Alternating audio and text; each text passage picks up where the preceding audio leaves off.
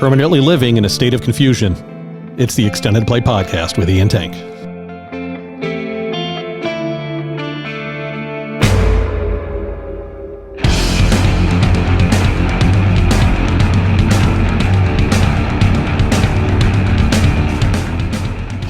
It's the Extended Play Podcast with Ian Tank. Woo! We are a music discussion show without the hipster snobbery. And today we're going to do another playlist challenge, aren't we, Tank? Damn right we are. And for the first time, we have a playlist challenge topic suggested from a member of the extended family. Amazing. Yes. Thank you so much, anonymous listener. Yes. Well, not anonymous. Her name's Heidi. Okay. And she lives in Dearborn. Oh, excellent. Okay. And Heidi writes in to say that she loves the show. She wishes we wouldn't shit on country so much. Well, yeah, that's a common complaint. Yep. But her suggestion is probably with all this talk of politics in the air and winning and losing states to do a playlist challenge based on states in the United States. Excellent. Yeah. So we're like, fuck it. Why not? Absolutely. Sounds like a good challenge. Yeah. And we're going to roll with it. And since I think I did the last one, so since it's not either of us picking it, we'll just continue the rotation. Mm-hmm. And I believe you will be kicking it off with 5 songs that have a state in it. Have a state in the title. Yeah. It doesn't actually have to be about that state necessarily. No. Yeah. Sometimes No. I say that because I think some of mine were arbitrary. They were, in fact, I had an instrumental. Correct. That I gave you. And you also could have cheated a bit and used like maybe the word Virginia as a name and not the state. And I did do that once with... Yes, you did. Yeah, you'll see that coming. Anyway, okay. So 5 songs that have state names in the title. I'll start with the songs that Tank provided me and give you a little bit of reaction to them and rank them. Easy number 5 for me, it is The 3 Great Alabama Icons by Drive-By Truckers. Back in the 1970s, when dinosaurs still roamed the earth. I'm speaking, of course, of the 3 great Alabama icons, George Wallace, Bear Bryant, and Ronnie Van Zant. Now, Ronnie Van Zant wasn't from Alabama, he was from Florida. He was a huge Neil Young fan. But in the tradition of Merle Haggard writing Noki from Muskogee to tell his dad's point of view about the hippies in Vietnam, Ronnie felt that the other side of the story should... And then I was kind of thirsty, so I went to get a Pepsi. But they didn't have any Diet Pepsi in the fountain, so I got an RC Cola. Because, that's the Southern thing. They sell cheer wine. And George Wallace wouldn't lead you to believe that RC Cola is an acceptable product. But those in Alabama knew better. And that's not the whole story either, because later on in his life, George Wallace really took to RC Cola. All right. Okay, I mean, we're keeping all of that in because it's amazing. But essentially, it brings up my major beef with this song is that it's essentially like the Soul to Soul song where you've got a guy sort of, it is not random, incoherent babbling, but it is just a dude talking over music. It is. And, I will say this, though. Yeah. Very educational. I enjoy it as a spoken word piece. Yeah. But I have no need to listen to it more than once. Yeah. I didn't like listening to it once. I didn't write down the time on the song that I wanted to turn it off, but it was immediately, essentially. As soon as the spoken verse, I said, spoken verse starts, I immediately wished I could stop it. So he says that this song, so this is part of Southern Rock Opera, which is a concept album, right? Okay. And I want to go on record saying, I like the Drive-By Truckers enough. I'm not as big a fan as you are by any stretch, but, and so this song, the 3 great Alabama icons are George Wallace, Bear Bryant, and Ronnie Van Zant. And not a minute into the song, he's like, Ronnie Van Zant's not from Alabama. So I'm like, well, that's fucking stupid. Yeah. It took me out of it immediately. Like, he shot himself down. He didn't even need to say that. Right. Maybe he's saying it because, the trolls will come after him and be like, Ronnie Van Zant's not actually from Alabama. Yeah. Whatever. So it's just a dude talking with a Southern accent. It's almost 7 minutes long. Mm-hmm. Mm-hmm. And just about the Southern thing. Mm-hmm. I could not care less. I actually even had a bit of a problem with the sort of George Wallace apology bit in the middle where they're like, oh yeah, he came around and he wasn't always such a racist. And actually he ended up winning 90% of the black vote. That may be true, but it's still like, I think his place is cemented in history as a pretty awful dude. Yeah. I mean, so I didn't like that. I didn't like that part one bit. I mean, I didn't like any of it. Let's be clear. But as far as the content of the lyrics, I wasn't crazy about that. Yeah, so it's just a drum beat and a bass line that never really changes until the very end of the song, and just a dude talking over it. And then there's a bunch of other guitars sort of like noodling around and like improv in the background, which is fine. Then the song ends. So this did make me actually think. So I'm kind of glad I listened to it for this reason, is that after he goes through this whole story about George Wallace and Ronnie Van Zant and Bear Bryant, which he just basically says Bear Bryant wore a funny hat. Like, yeah, it's the only. No, he talks about how he didn't like football when he was a kid. Yeah, and football was really important in Alabama. Right. All right. The last lines of the song are, fortunately for him. Oh, he's saying how George Wallace is going to go to hell. Yeah. Okay. Fortunately for him, the devil is also a Southerner. So this song is going to take place in hell, told from the devil's point of view. Yeah. And that messed me all up, because I'm like, wait, so this whole thing was from the devil's point of view? But I think the next song is. The next song. Yes. Oh. So this is all an intro to the next. The next song is called Wallace. Oh, right. Yeah. Okay, yeah, I didn't know any of that. Yeah. All right, I still hate it. Yeah.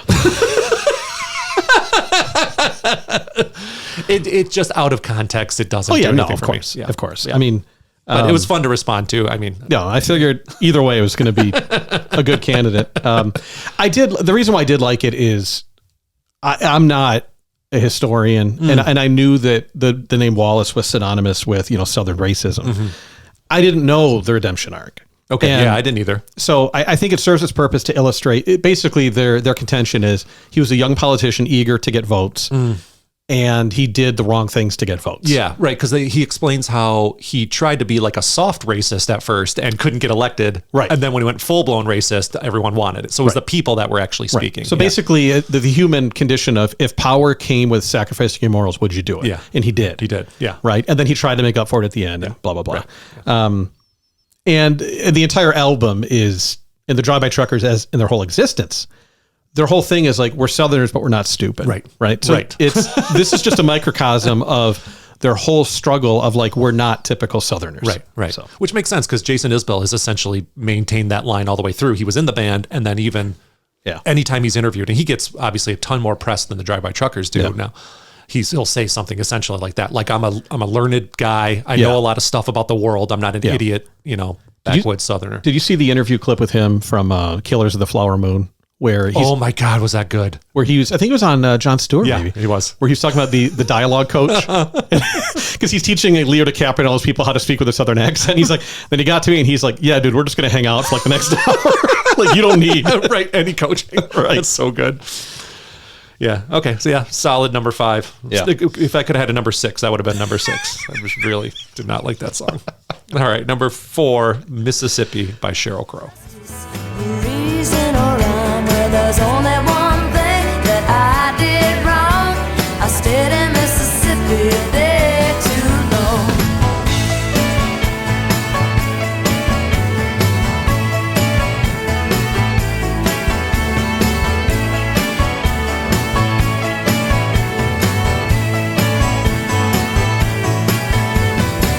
Devil's in the alley, you're kicking in the stone.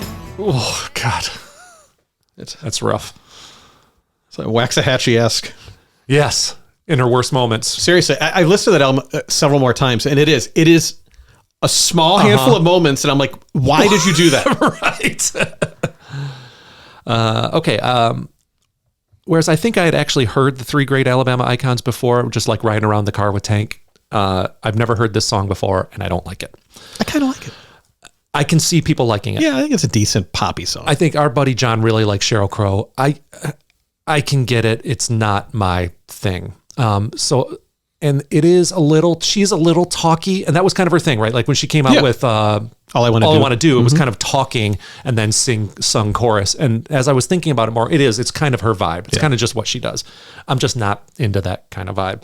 The whatever that riff is, the da, da, da, da, da, da, da, da, I think it's violin, or it might be a number of instruments. Yeah. It's so catchy that it's almost earwormy / like nursery rhymey. It's so it really kind of bothered me in that way. It kind of hit my ear the wrong way. And my third note is I don't like Sheryl Crow's music. So I'm not a good judge. I think I just have a block for anything Sheryl Crow. I can't pick a Sheryl Crow song I like. So the notes were really funny here. So, well, I think they were funny. So after that, I wrote down the chorus is old timey and cringy. Okay. I didn't like the chorus. It was just very on the nose. I don't remember what it was. And then as I'm writing that down, it's the end of the song. And then I see written by Bob Dylan. I'm like, oh, okay. Clearly I don't know anything. I mean, how could this be cringy if it's written by Dylan? Right? Like, does he get a free pass? And I must be just missing it. Maybe I'm laying into Sheryl Crow for no good reason, whereas it's actually a well-written song. So I played the Dylan version and it's way better. And it's not even an old Dylan song. It's from Love and Theft, which I think is like 80s or 90s. Really? Yeah. So the tempo slowed down a little, and Dylan's voice isn't great either, obviously, notoriously not great. But in this time in his career, he's doing less of the nasally part of it, and he's got a ton of gravel in his voice, and it sounds cool. Yeah. And so I enjoyed that version. I actually listened to the whole thing. I enjoyed it way better. I wouldn't play it again, but I enjoyed it more. Yeah. So solid number 4 for me. Again, this is a blind spot. Please write in and tell me how much of an idiot I am for not liking her, but I just don't. I would imagine Sheryl Crow is the kind of artist that doesn't have a whole lot of diehard fans. You don't think so? No, just a lot of casual fans. Okay. I mean, is anyone really into Sheryl Crow? They must be, right? I feel like she sold a lot of records. She did, but I mean, so did, Yeah. Hoobastank. Vengabus.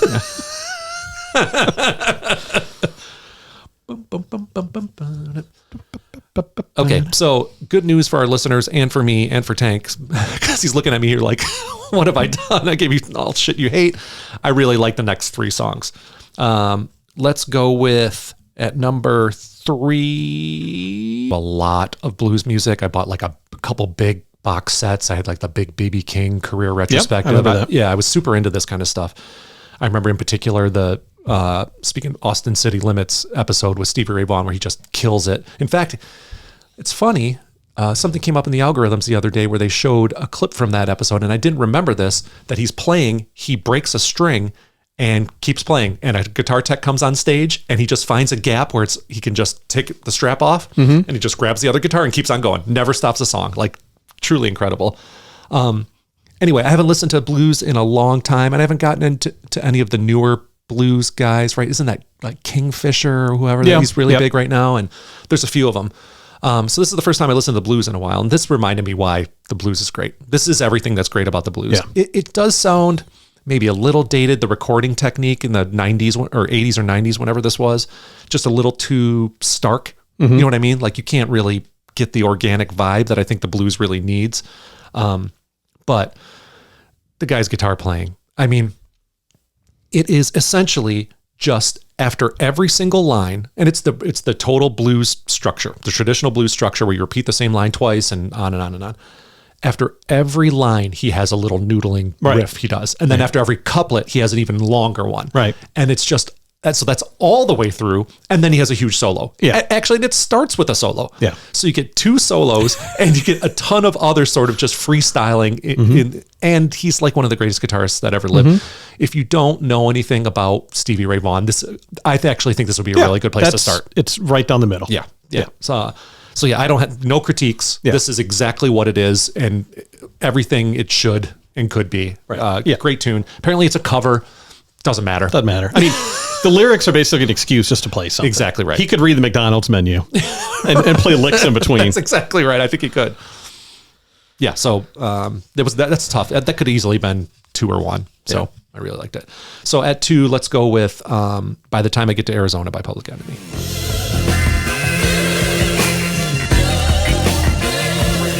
I'm counting down to the day deserving fitting for a king. I'm waiting for the time when I can get to Arizona, cause my money is spent on a goddamn rent. Neither party is mine, not the jackass or the elephant. 20,000 Nicky brothers in the corner of the cell block, but they come from California. Population is none in the desert and sun, with a gun cracker running things under his thumb. It's like, there's so much wrong with this album cover. Oh, it was terrible. But like, especially with how good the previous 2 were. Yeah. But like, Apocalypse 91, The Enemy Strikes Black, like, They realize they're running out of space halfway across. It's that John Mulaney bit about big ass bee. Yeah. Writing happy birthday signs. Yeah. Yeah. Yeah, I think we've actually talked about this song briefly before. Yeah, we have. And what was it in terms of politics or something? I don't recall. Yeah, it was maybe the MLK thing. Maybe MLK or Chuck D being the greatest MC or something like that. One of your somewhere up favorites. there. And I had to go back and look. We did a playlist challenge locations. We did. And I had to make sure I didn't give it to Didn't you. use it then? Okay. I did not. So if you listen to that episode, I'm going to repeat some stuff there, or the episode where we mention it. It's a great song. Yeah. I really like it. It is very of the time. Hip hop doesn't sound like this anymore. I would actually argue hip hop didn't really sound like this then either. It was a very sort of unique beat. Yep.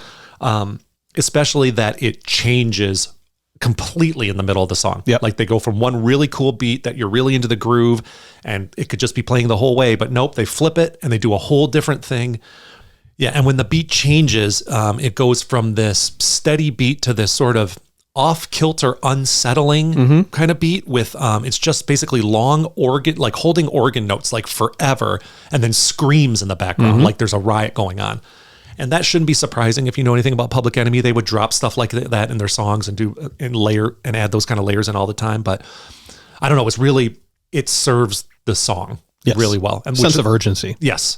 And the song, again, if you don't know the song, it's there was whenever this was written, the governor of Arizona said, we're not going to celebrate Martin Luther King Day. Actually, then they put it up for a vote. And the people of Arizona said, yeah, we don't want it back. Yeah. Like you can keep it.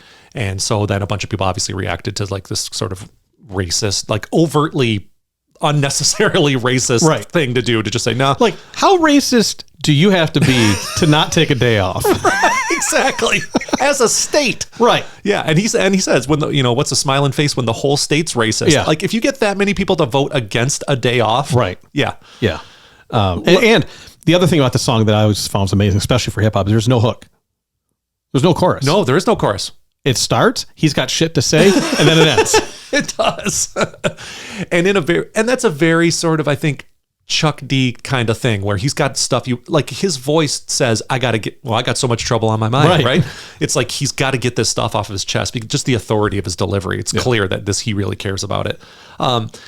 Just a couple minor notes. There are some funny Chuck D things that he does in this song where he mispronounces things seemingly unnecessarily. He says, population is none.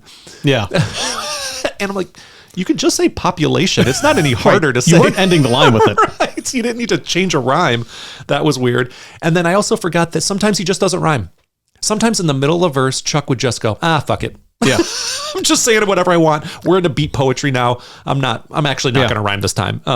And whatever. It's kind of charming. And anyway, so fantastic song. Yeah. Solid number 2, as we say. Which leaves, kind of not arbitrarily, but I rank these on the fly. The reason why I put this above Public Enemy and Stevie Ray Vaughan is because it was most unfamiliar to me of the 3 songs that I liked. Familiar to most people. Right. It was never released. Because it was never released. But I did remember vaguely like when they got to the chorus, I'm like, oh, Tank has played this for me. Yeah. I've been in the car and he's been playing this before. And as you may know from a previous episode, originality is a big thing for me. I like hearing, I get very excited with the first few times I hear a song and then often and quickly the novelty wears off. But okay, so what do I like about this song? There is, again, like the Stevie Ray Vaughan, there's a lot of the instrumentation. There is a lot of improvisation going on in the background during the verses. There's like this tinkling piano and there's slide guitars and there's an acoustic guitar a bass, acoustic guitar, and drums that are keeping the rhythm of the song. But then there's just like 3 or 4 other layers of instruments just kind of fucking around and adding to this overall Southern rock vibe to the song. And I really like that. It's just easy and again, you may think maybe it would be not comforting, but I do find it comforting. It's like you can picture a bunch of dudes just sitting around in a living room, all doing this on their own and like figuring it out as they go. Which is probably pretty close to what it was. It might be, yeah. I really enjoyed like I said, the audio dynamics, the layers of the acoustic guitar, slide, piano. There's horns in it, and the horns are great. And there's a trumpet in it, which I feel like in a rock song you don't hear a ton of trumpet. It seemed like a unique choice, and I really liked. Yeah, it's very much like the band kind of feel. Yes, like the night that drove old Dixie down. Yes, so almost like marching band ish, right? But a little more melodic. So, The drums sounded live, great drum sound. The cymbals sounded like you could hear the room when he was hitting the cymbals. I love all that stuff. So I didn't really pay much attention to the lyrics at all. They're a little cringy at times. Are they? At times. It's well written. I like the hook a lot, but Yeah. like there's this one line every time it's like, let's join hands and form a ring. Oh, I'm like, dude, I know you're on drugs, but come on. right. Yeah. So it didn't matter. I just like the vibe of the song. Yeah. It's a perfect length. It gets in and gets out at the right time. So yeah, really good one. I would say I'd listen to that again, but as Tank sort of pointed out off air, it's kind of hard to find. Yeah, it's a kind of, it reminds me a lot of, remember what we did not that long ago, we did Oasis Acquiesce. Yeah. It's like when a band is in such a zone where the B-sides that didn't make it to an album, it's like, it's a good fucking song. What album would this have been? So this on? was on Tall, and Tall was a complete, I don't know, I mean, at one point I knew it all Okay. back of my hand, but it was a whole album, I want to say after Southern Harmony, Okay. that never got released. And they scrapped the whole thing. Oh, wow. So yes, it was after Southern Harmony. So some of the songs turned into very, very close versions that were on Amorica. Okay. Got it. But some of them just we're gone. and yeah, I don't know why it got thrown out, but it makes sense. That is Southern Harmony, arguably their best album. Sure. That the stuff they're doing right after was very good also. But yeah, there's definitely some in there that I wish they would have done to fruition. Yeah. But yeah, I'm glad you chose it. Good song. Nice. Yeah. That does it for me. And we'll throw it on over to Tank, who is going to react to the 5 songs I chose for him that have states in the title. That's right. Yeah. And I'm going to catch it. All right. So the 5 state-based songs that E gave me, I'm going to get it started right away with a number 5 that now I need to put a big caveat on this. This is, as a collective, I enjoyed these 5 more than any other 5 you've given me. Wow. I think you said that last time. I'm getting better. So you're getting better at it. Nice. But so number 5 is Autumn in New York by Ella Fitzgerald and Louis Armstrong. Okay. Autumn in New York is often mingled with pain.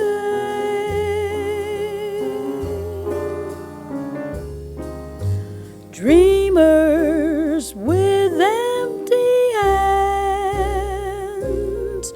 may sigh for exotic lands. It's autumn. So, I mean, it feels, in a way, just feels wrong to put a song like this and by these people at number 5, just out of respect. Because there's nothing bad to say about it. But it's not an indictment of this song. It speaks to, I guess, the quality of the other 4. Oh, sure. And, you know, kind of like you had just alluded to, that originality and newness does something for you. It does for me as well. For sure. This is not original or new. No. So it's like, you know, just from where I'm at right now, I guess if I were to ask myself which one would I want to re-listen to or whatever, like, yeah, it's a beautiful piece of music, but it's, it's been there. Yeah. So yeah, it's hard to say much bad about it. What I love about Ella Fitzgerald, and I'm not an expert by any means, but from what I do know, is the ability to be an elite singer, but show it with warmth and tone more than acrobatics. Like so many like your fucking Mariah Carey's and everything. It's Sure. like, Yeah. Ariana Grande. right. Stuff like that. Like yeah. just sing. Yeah, right. and we'll notice you're good. Yeah. No shit. Did you know? Written by a Russian immigrant. No. Yes. Okay. It was Vernon Duke, Okay. whose real name or proper name was Vladimir Dukelsky. Oh. In 1934. Yeah. This was a standard. Like, Yes. there are a million versions of this Exactly. song. And Yeah. the Sinatra one. That's a really good one. Hit the charts. Yeah. But yeah, so pretty interesting background on the writing of the Okay. song. And, but it's a beautifully sparse song. Pretty big contrast in the voices, obviously. Yes. And they recorded basically 2 full albums worth of material together. Yeah. In 2 different sessions, a few years apart. But Yeah. there is something about that, the way they work together. Yeah. Yeah.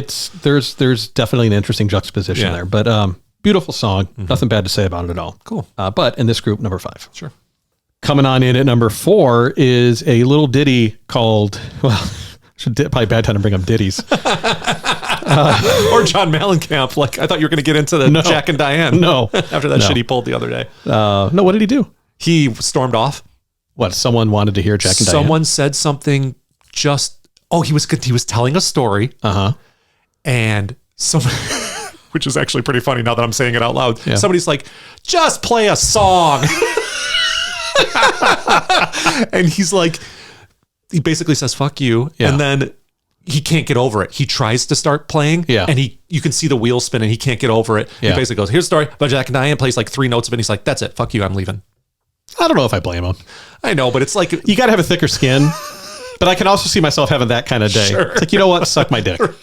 and people were pointing out, like, it's very much like when your teacher said, you know, the one kid, like, you know, shot a spit wad at the teacher, and everyone's like, that's it, nobody gets recess because one kid ruined it for everybody else. What he probably should have done is said, listen, I'm going to go take 5 minutes to cool off. Yeah. Get this asshole out of here. I'll come back and finish the show. Right. Yeah. Right. So if you're listening, Coog, Yeah. that's how you handle that next That's time. right. Anyway, All right. sorry about that tangent. All right. Number 4 is Billings, Montana by Cowboy Sadness.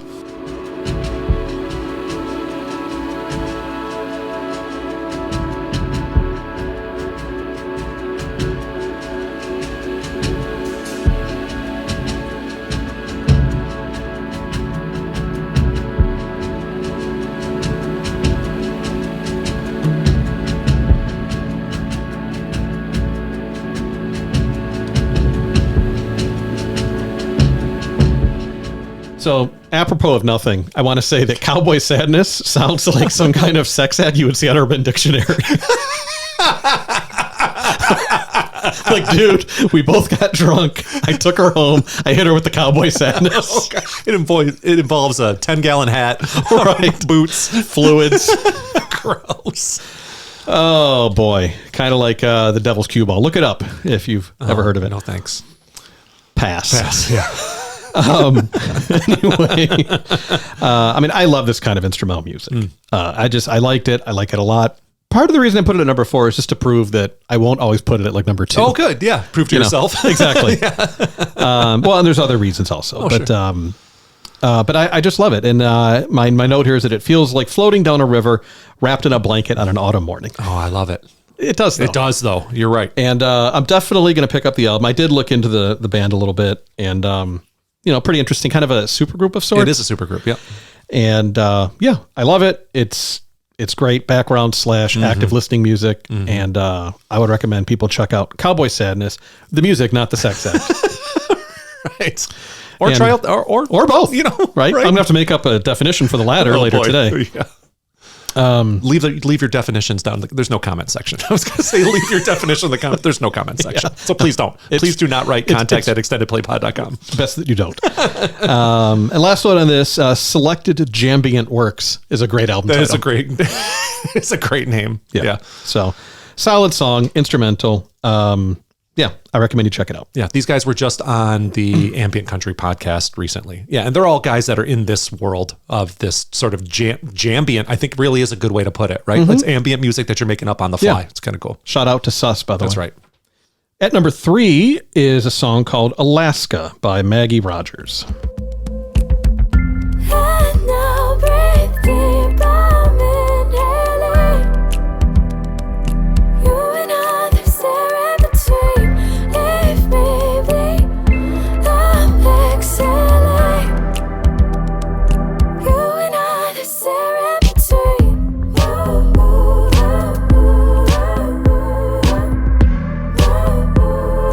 You and I, there's there in So should I know who Maggie Rogers is? Yeah, Okay, I don't. she's great. Yeah, no, well, right. But I mean, when I say that, not just from like a would I like her standpoint, but from a pop culture No, standpoint. I don't think so. She is just under. But she has 10 million listeners on Spotify. Yeah, So- impressive. I mean, that's the thing is I look, I'm like, Jesus Christ, how did this one get by me? Right. But it did. So I had no idea. Okay. Oh, then I'm going to show you after we go through this part. I want to show you a video of her. Okay. It will change. If you didn't like her already, No, it'll blow your mind. Yeah, Okay. and I do. Okay. So yeah, I mean, 10 million listeners. I'm like, okay, apparently I'm missing the boat on this. Yeah. I mean, this is maybe common knowledge to people, but I'm learning now about this song in particular is the one that made her famous. Yeah. She was, I guess Pharrell Williams was doing his, That's the video I was going to show you. okay. So during a master class at the Clive Davis Institute of Recorded Music, she played the song. He loved it. Yeah. And rest is history, I guess. Yeah, we will link to it in the show notes. It is incredible because they recorded the whole thing. She's like 20 something years old. She explains that she hasn't written a song in like 2.5 years. She is like massive, sort of like, I just don't know what I want to write next. And she has to sit next to him Yeah. next to Pharrell and play this song, and the look on his face is priceless. Please watch the video. It will warm your heart to see this. Like and he's like, I have no notes. I have zero notes. There's nothing I can say about this song that's critical. Yeah. So No, but it worked out for her. yeah. And my note, I get good Tori Amos vibes from this. Oh, I feel like if Tori was current, and I mean the piano, it's hard to remove the piano entirely Yeah. from the equation, but Yeah. I feel like it's spirit. in spirit. And, okay. and pop sensibility of, Okay. you know, a little more popular than what Tori For was. sure, for but I sure. guess in attitude, if that makes any sense. okay. All right. And this to me feels like what pop music should and could be. 100%. Like, why is it not this good? I don't know. There's no reason not to, She right? should be the biggest pop Exactly. star. Exactly. Yeah, with songs like this. It's got good vague lyrics moving on from a relationship or something like that. The best I can tell. Yeah. Were you just something else you're going to add? I was just gonna say shout out to our buddy John, who is a big time Maggie Really? Rogers fan. Yeah, and she's coming playing live soon, and he asked if I wanted to go. I'm like, if it's on, I leave it on, but I don't seek it out. Maybe we should. Yeah. Maybe we should all just go. Might be worth checking it out. And in an abridged version of the Wikipedia genre, Okay. this episode's entry, one of hers is Folktronica. Okay, that's a new one. Yep. Awesome. Folktronica. It'd be a great band name. It would. So a good song. Looking forward to checking out more of it, and definitely a fan of the artist. Awesome. So number 2 is California Nights by Best Coast.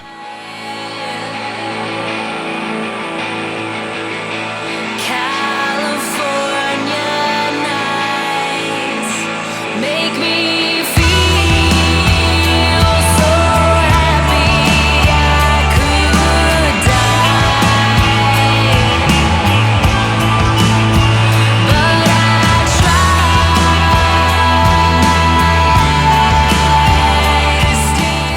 still. So they really make you wait for the drop for the song to get in full gear here. They do. It's a great drop, I think. It is. Yeah. It is. But it's about a minute 20 in. I love the bass line in this song. Okay. Like throughout the whole thing, Yeah. it's noodling. yeah. It's peaking, it's valleying. And very much like the number 3 song, Alaska, it feels like this is what good pop music should be. Like, why is this not top 40? Again, I don't It's know. accessible, it's easy. It is. I'd never heard it before, and I liked it right away. I mean, it is. It's instantly likable. Exactly. There's no learning curve. Yeah. And good vague lyrics. Big fan of good vague lyrics. Big non-fan of bad vague lyrics. Right. Really sets me off the wrong way. But no, I mean, so before we get into number 1, the reason why these broke out the way they did is, to me, Alaska, California Nights, I enjoyed both songs a lot. Okay. And I'm like, well, they have to be next to each other. Oh, okay. Right. And I'm like, as songs, there's more going on than just the ambient kind of song. So they have to be above that. Okay. And it didn't feel right to make them 5 and 4. So like it basically, Okay, I I kind see. of got shoehorned into having to rank them this way. Okay. Because those two had to be, they're very tightly bunched and very similar again. And that I think this is what popular music should be. I give the edge to California Nights because it has more of a rock. It's Yeah. more of a rocker. Which is your thing. Right. As aging white people would Yeah. say. They use the word rocker. As, It's a rocker, all it's a right. rocker, man. Sun up to sundown. I only do one thing, and that's rock. We pulled that directly from the comments on the Dokken video. Oh My God. Yeah.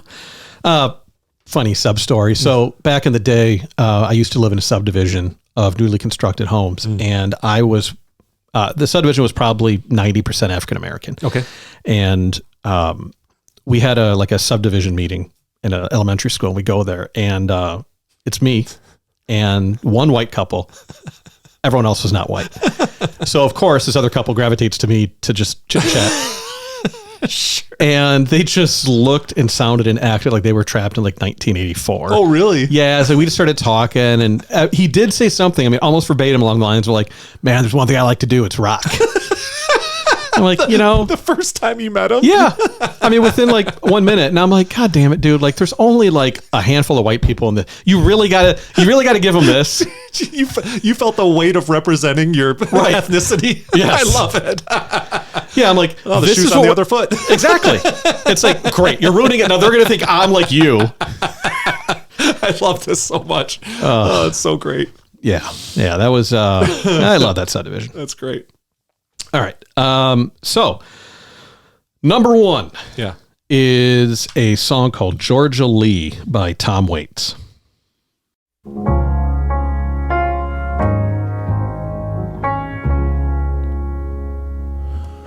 Cold was the night, and hard was the ground. They found her in a small grove of trees,